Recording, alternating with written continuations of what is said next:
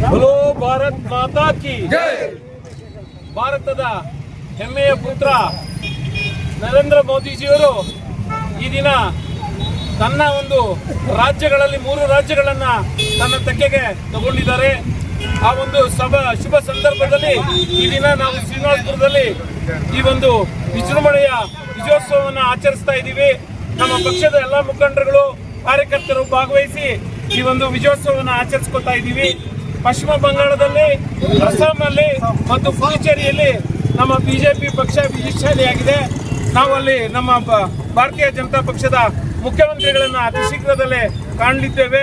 ನಮ್ಮ ಭಾರತ ದೇಶಕ್ಕೆ ಬೆನ್ನೆಲುಬಾಗಿ ನಮ್ಮ ಮೋದಿಜಿಯವರು ನಿಂತಿರೋದು ಇಡೀ ದೇಶದಲ್ಲಿ ಒಂದು ನಮ್ಮ ಸನಾತನ ಧರ್ಮವನ್ನು ಕಾಪಾಡಲು ಮತ್ತು ನಮ್ಮ ಎಲ್ಲ ಒಗ್ಗಟ್ಟನ್ನು, ಎಲ್ಲ ಜನತೆಗೂ ಒಗ್ಗಟ್ಟನ್ನು ರೂಪಿಸಿಕೊಳ್ಳಲು, ಎಲ್ಲ ಜನತೆ ಒಂದಾಗಿ ಬಾಳಲು, ಯಾವುದೇ ಪಕ್ಷ ಭೇದ ಮರೆತು ಎಲ್ಲರೂ ಒಂದುಗೂಡಿ ನಮ್ಮ ಪಶ್ಚಿಮ ಬಂಗಾಳದಲ್ಲಿ ಭಾರತೀಯ ಜನತಾ ಪಕ್ಷವನ್ನ ನಮ್ಮ ಸನಾತನ ಧರ್ಮ ಗೆಲ್ಲಿಸಿಕೊಟ್ಟಿದೆ.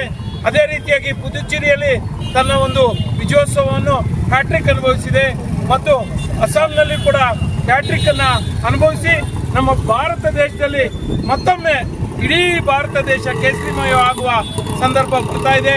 ಎಲ್ಲ ಕಡೆ ನಮ್ಮ ಶ್ರೀನಿವಾಸಪುರ ಮತ್ತು ಕರ್ನಾಟಕದಲ್ಲಿ ಕೂಡ ಭಾರತೀಯ ಜನತಾ ಪಕ್ಷ ಮುಂದಿನ ದಿನಗಳಲ್ಲಿ ತನ್ನ ಸಾಮ್ರಾಜ್ಯವನ್ನ ಸ್ಥಾಪಿಸುತ್ತೆ.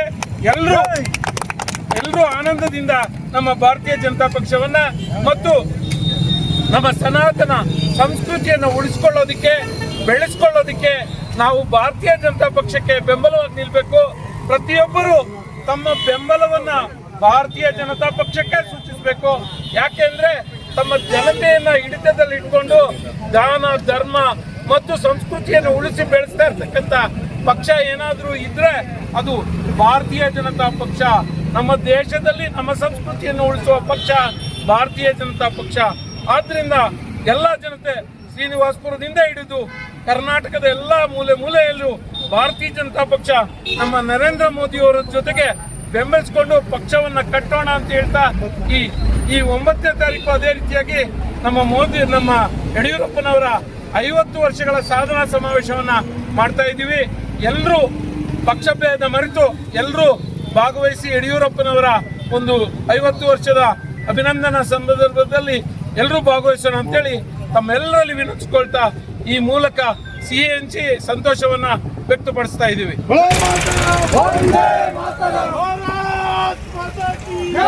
भारतीय जनता पार्टी की